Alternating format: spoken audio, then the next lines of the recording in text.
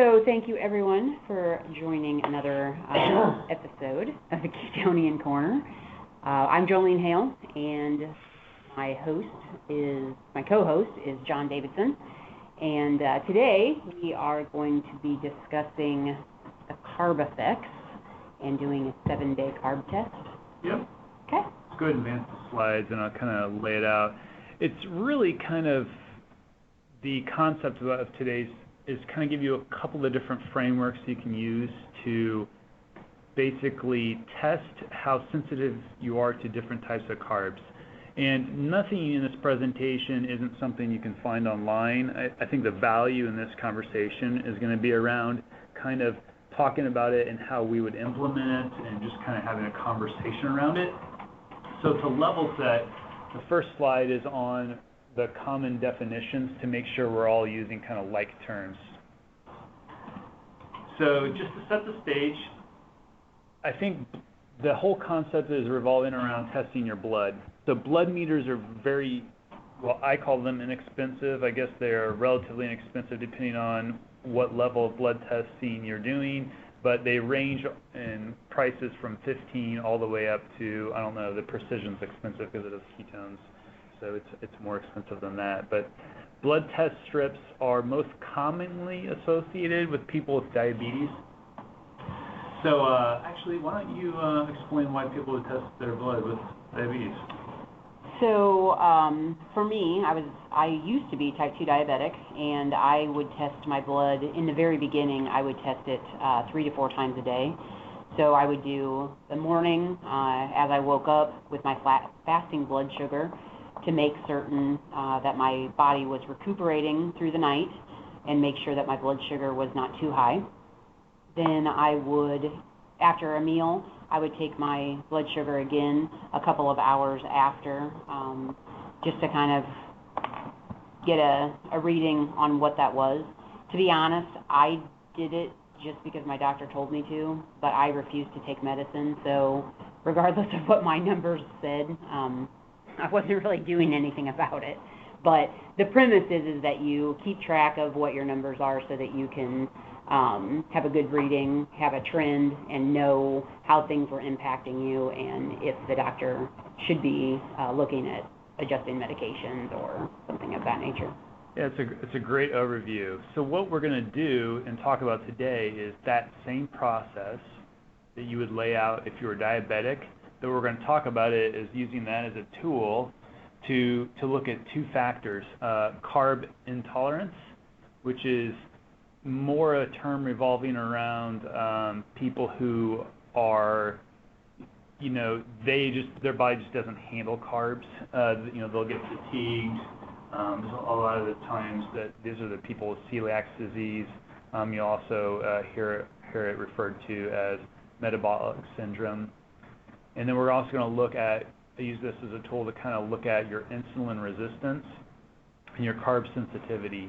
So insulin resistance more is what we talked about in the very beginning, which is your body is not processing the insulin, we'll call it that, as easy. So those are all terms that are very easy to Google, standard definitions, not a lot of whatever the word is, whatever, they're pretty solid when you Google it. So the last one is that carb sensitivity. So what we're going to try to do is look at how our body processes carbs by using the blood meter. So I'm going to do that with the 2 different scenarios. So if you hop forward,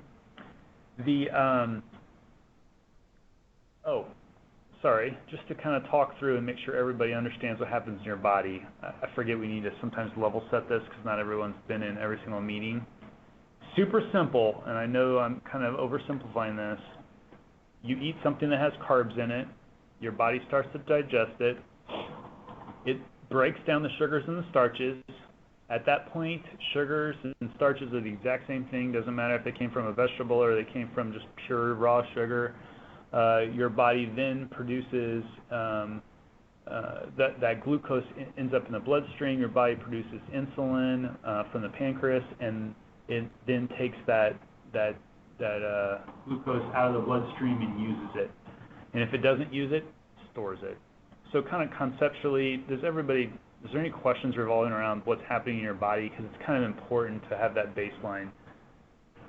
And this is referring to majority of people that are on the standard American diet, right? Well, so if you're, carbs in general are produced this way, but when you say it uses it as fuel, generally that's what your fuel source is the glucose when you do a SAD diet, right? Except for it doesn't really matter whether you're in ketosis or not. If you're in ketosis, you will still use anything first before you burn ketones. So from just a clarification point, when you consume any carbs, even if you're in ketosis, your body will prioritize them first. We'll try to use those first, and then it will dip into the ketones. Does that make sense? Yeah. It's a good clarification point because we keep talking about running off ketones, so that I appreciate that insight because it is a little confusing. So it's like your body prioritizing that. So what we're going to do is talk about the first one. I'm going to call this the super simple one. So this one is from a book called Wired to Eat. It is a book that came out relatively recently. There is no reason to buy the book just to understand the 7-day carb test. There's a link in the presentation we'll get to, and you can find all the process and videos on it. But the concept is you pick different carbs, and these are individual carbs, so you're isolating a particular type of carbs. So let's say, from an example perspective, let's say it's a potato.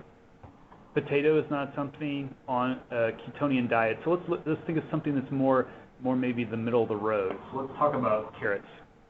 So carrots we've talked about carrots before, and we've said that they aren't good for people who are trying to stay in nutritional ketosis because of the amount of sugar they're in. But a carrot has more than just sugar in it. It's got other things. So what we're going to do is we're going to say we've identified carrots as the test that we're going to do. So for that particular day, we take a fasting reading. So that would be a blood sugar reading where we get up and we have had nothing to eat or drink.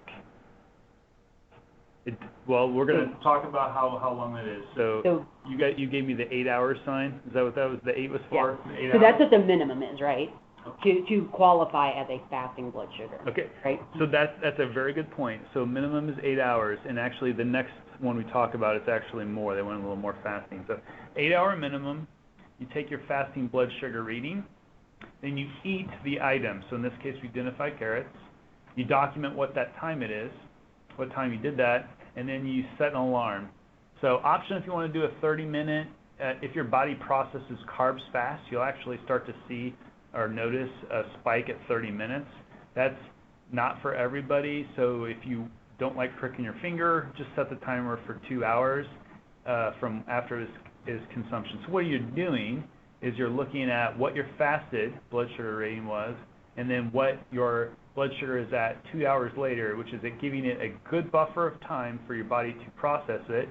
At the 2 hour mark, you want to see how close you are to your baseline, because what you're trying to identify is how much, and everybody's different, that's why this is a kind of cool test to do, how much is still left in your body at the 2 hour mark. Now, I would, to go a little deeper, you kind of want to try to make sure you're testing the same amount of carbs, so when it comes to the amount you eat, you want to try to be somewhat consistent. So, for example, if I'm doing carrots and I want to try to eat, let's just say, a certain, whatever size of carrots you do, you want to try to emulate that amount of carbs through the rest of your tests. So it's not as important that you have, 5 grams of carbs. Let's just go with that. You would want to make sure every single serving has 5 grams of carbs. So what are we looking for? There's a lot of details on the website. So Rob Wolf is the person who wrote the book. If you go to the Wired to Eat 7-day carb test, or just Google 7-day carb test, he's the first hit. What we're doing is we're looking for a consistent process that we can follow. And although it's called a 7-day carb test, it really doesn't matter how many days you do this. You can do it for 20 days. You could do it for 5 days. You can just pick three things of carbs that you want to test and do this. Now, things that I want you to remember is when it comes to comparing your results to other people on the internet, if you're in ketosis, you need to remember that blood sugar is not the same thing as ketones. So when we talk about staying in ketosis, you may find that your carb impact may be low, so you may be able to process the carbs relatively well, but to understand if that impacted you staying in ketosis or not, those are two separate things. So this test measures how your body processes carbs. If you want to know how that impacts whether or not you stay in ketosis, you need to have a blood meter that also tracks ketones. So, and I put the $2 signs next to that because that means you're going to spend a lot more money because those test strips are a lot more expensive. So the blood meter does matter, and if you want to join this with testing whether or not you're in ketosis, then you need to think about that. I would also, maybe against recommendations, test some stuff like rice and potatoes. I know they're not, definitely not part of the ketosis or staying in ketosis, but it is interesting to see how some of those things impact your blood sugar, especially if you're being consistent in how you compare. And then, of course, repeat as needed. So this is just a tool. It's just seeing you looking at one particular component of a particular carb. And another thing to think about is, like our example is carrots. For that, there's even different varieties of carrots, and you may find that one variety is sweeter than the other. It may impact you differently. So those are just kind of some things to think about. So does anybody have any questions revolving around this? Because this is the simpler of the two tests. You're saying low impact there. What do you mean by that? Oh, good question. Low impact.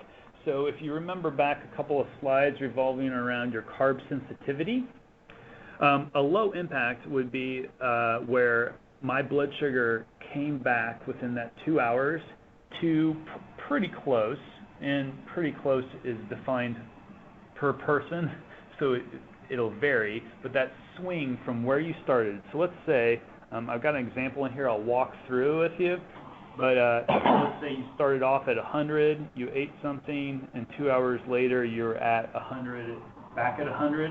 That means your body processed all of the carbs within that 2 hour time frame. Whereas if it said 200, your body did not process those carbs. That glucose is still in your blood. Does that make sense? Yeah. So for people listening to this, we have a quandary of thinking happening in the room, so because he's not answering. But the concept is, and let me get to an example, and then we can maybe come back and see if it makes sense. Because when I did my example this morning, I tested a couple of different points and kind of talked through that. You can kind of see the impact. So if you go to the next slide, I'm going to talk about a different process that's kind of similar, but the scope increases a little bit. And this sometimes is referred to as different things, but this is Chris Kresser. And he is an actual doctor. Rob Wolf is not, but he has similar, has a website, lots of different information on it. But this one is more along the lines of I've done that, but it's not the host. So along the lines of testing entire meals. Now, when you test an entire meal, it's more important that you have a little bit more fasting. So he actually recommends 12 hours since your last meal. So in a lot of examples revolving around this would be more like skipping breakfast. When you're doing that, again, the concept is very, very similar. You test your blood sugar and get your fasting blood sugar. The difference is now, because you're skipping basically breakfast and getting a bigger fast in, you're testing your blood sugar again before your meal. So that's one thing that is slightly different in that fact that because you're waiting for your meal, they're wanting you to test it in the morning, and then all that's doing is telling you, from when you wake up till when you have your first meal, what the differential is, and kind of understand that a little bit more. And then you eat your typical meal, and after your typical meal, you don't snack. Chris doesn't really see any value in the 30 minutes. I think that's more because we're not isolating in particular, that's my opinion, a particular carb. This is an entire meal, but you do the exact same thing as testing your blood sugar at the 2-hour mark, and then he recommends testing it at the 3-hour mark. So you can kind of see how they are very similar but a little bit different, and I think it has to do with the isolation of a particular carb versus eating an entire meal. Okay, so I have a question about the first two. So you're testing, no matter how long you've slept, you wait for 12 hours after you've eaten. So let's say I eat at 6 o'clock at night, and I'll test at 6 o'clock in the morning, right? So that's my first one. Then you're saying that I would test again just before meals. So if I get hungry and I'm going to eat at 8 a.m., then I would test just before that meal again. Is that what you're saying here? Yeah, so basically what you're trying to do is find out, so you may not eat at the 12-hour mark. So if it takes more, like let's say 14 or something like that, wherever you find. The whole concept is we're not asking you to change when you eat your meal. The intent is that you do your day like you normally do your day. The only difference is if you had used to eat breakfast or not, wouldn't necessarily make a difference. Just trying to find out what your baseline is and where you are before, like right before you start your meal. Okay. So concept here is it's more trying to align with what you already do today, being less intrusive, but you're still pricking your fingers, so it's still intrusive no matter however you look at it. So on the next slide, we kind of talk about once you've done that a few days. Go previous, we skipped 2. Sorry. Once you've done that a couple days and you can kind of understand your baseline, so in this situation where we're thinking more than 7, or it doesn't matter if it's 7 or days, but at day 3, we're going to do something more similar to what we did in the first scenario around the 7-day test, and that is I'm going to test a fast-acting carb.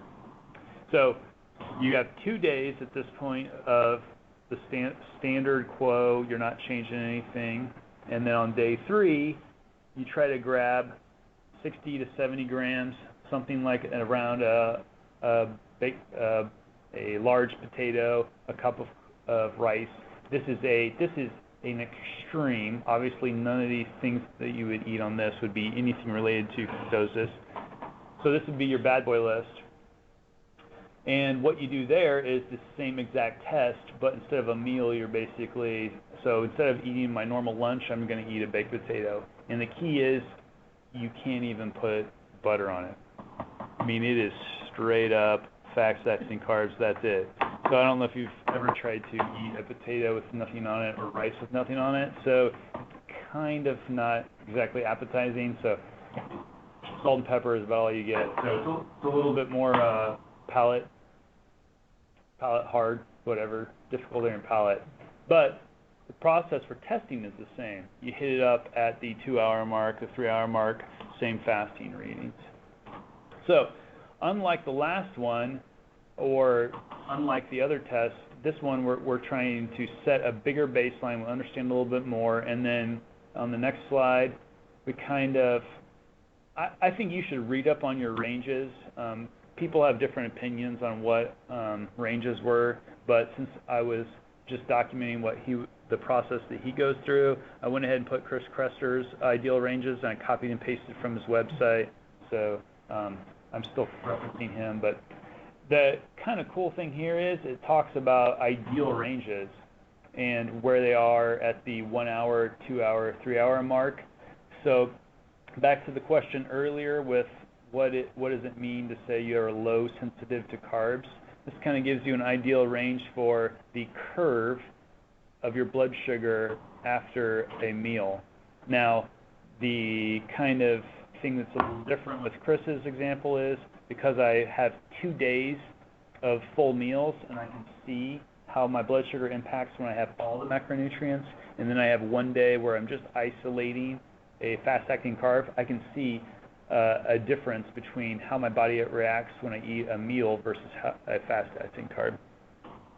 So if you do your fasting blood sugar, Yep. and then at your 1 hour mark, you're back at that same level, Yep. that mean that you are more carb sensitive or less carb sensitive? Less carb sensitive. So it's a good question. So if you're back at the 1 hour mark, so let's say your fasting blood sugar, let's go with these ideals that are right here. So let's say I was perfect on the mark with 86. And then at a 1 hour mark, I'm back at 86. That means that my body consumed the carbs, put them in my bloodstream, and used them. And or stored them, technically, all within an hour. That would mean that your body barely, like small speed bump, I didn't have to slow down. Whereas if you're looking at this ideal or the average, they would if you were quote unquote normal, you would still be up in the 100s even at the 2 hour mark. So I didn't have time to do it, but I think sometimes if you visualize, I'm at 0 or I'm at baseline, and over time it goes up. My 0 or my baseline would be my fasting, and then as I go up, you're going to hit a peak at some particular point. Now, obviously, continuous blood meters aren't readily available yet, but when they are, because they're coming out, I would see the exact curve. And I personally, because I'm a dork, I think it would be interesting to see. But this is just giving you 3 points of reference. So it's just why you have to, continue to test and try different things. But yeah, I will probably want to try to get one of those at some point. Okay, so this is what I did this morning, just to kind of give you kind of an example. So I got up at early because I teach at the gym, and my fasting blood sugar was at 92. I forgot to test when I had my coffee, but so I don't know where I was versus my fasting blood sugar with when I actually had my quote unquote carbs. And to be transparent, heavy cream is not something that you would normally want to put on your list of things you would test right away. But there is some sugar in heavy cream. It's a very small amount. But I was interested to see how it impacted me. Ironically, at the 30-minute mark, my blood sugar was actually a little bit lower than it was when I started, which is why it was really unfortunate I did not test it when I started drinking my coffee. So you said that you teach at the gym. Does that mean that you were actually exercising between 4:45 and 7 a.m.? Yeah, which is what the asterisks there for. Okay. So I'm glad you pointed that out because that is something that can throw off your numbers. So in a perfect world, you would not do heavy exercise.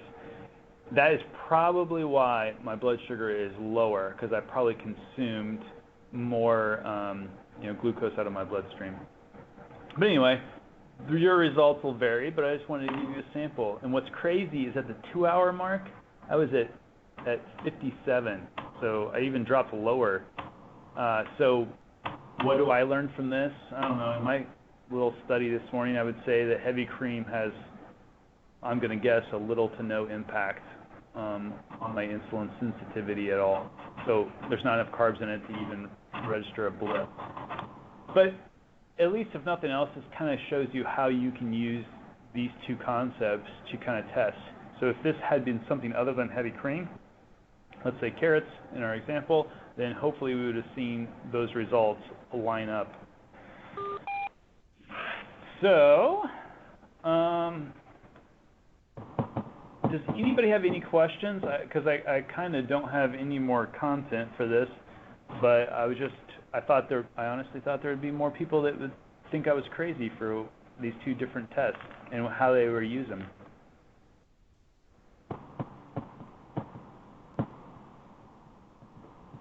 All right, well, if we don't have any questions, then I did a bang-up job on describing the two tests. So if you hop to what's upcoming, our next, no conversation, our next Ketonian Korner is July 4th, right after the 4th. The 5th does come right after the 4th. It's even written. Right, I was even looking right at it. Question and answer. So we've gotten a few questions, but not enough to probably fill a whole session. So remember, feel free to submit those. And then I am also going to be speaking at a Lunch and Learn for Activate on being a minimalist. And I am by no means a rock star minimalist, but it's kind of interesting to see where I was because I presented 2 years ago. So I'm going to do where I was 2 years ago and now, like a little bit of an update. So if you have any interest in that, it should be relatively interesting because I've got some, I probably buck the entire concept revolving around what minimalism is, and a lot of people automatically think it's about getting rid of all your stuff, but really it's about, trying to think about your stuff in a little bit different mindset. So if you've never heard about minimalism or you're interested, there'll also be a summary of my own personal kind of anecdotes and lessons that I've pulled out of that philosophy, which is actually pretty popular right now from people. So. And just to go back, so if you guys do have questions, you can submit them on our website, ketoniankorner.com. We are going to try to do this every month, so if you're listening to this on podcast and it's after the July 5th, please submit them anyway, and we can put them in for the following month. You can also go to our Facebook page, which is Ketonian Korner at Facebook as well, and or we have a email address, ketoniankorner@gmail.com. So please feel free to give us any feedback or submit any questions. Yeah, we're not really good at Pinterest or Instagram. They're there on the slide, but maybe you are.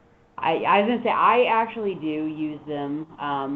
I have been trying to move all the Pinterest stuff off of my personal Pinterest into the Ketonian Korner so that people don't have to follow me personally, but I have been trying to move everything over, so that's still a work in progress. Instagram, really, I just take a lot of pictures of my food as I'm preparing it. So if you guys are ever want to see what my food looks like when I prepare it, it's usually sitting out there. So Twitter, I'm really bad. I need somebody who's a little bit tech savvy to teach me how to Twitter because that's the one I'm really bad at. So teach you how to tweet. Oh, teach me how to tweet. See, I don't even know.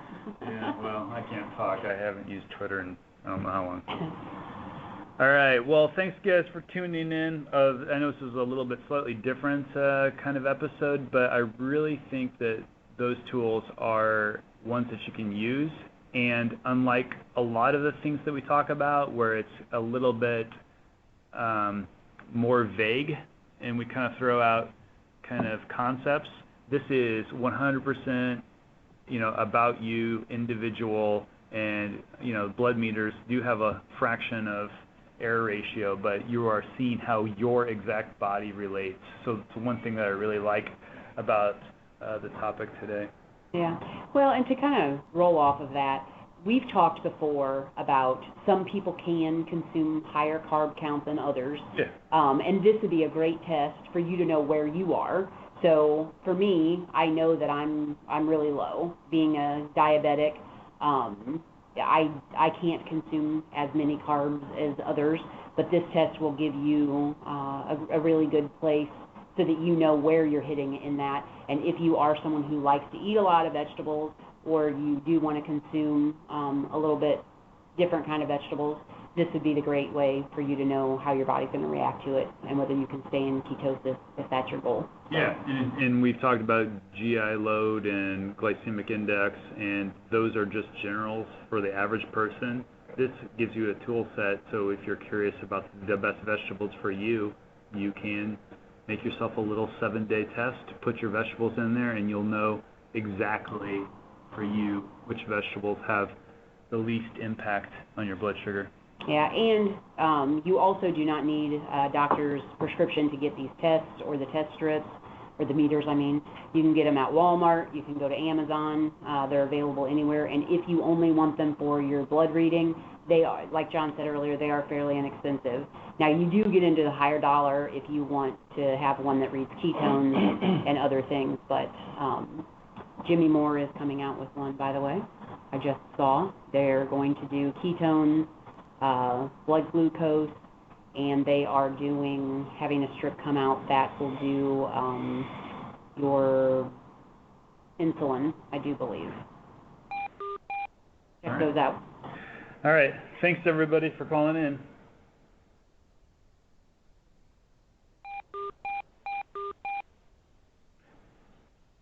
Yeah.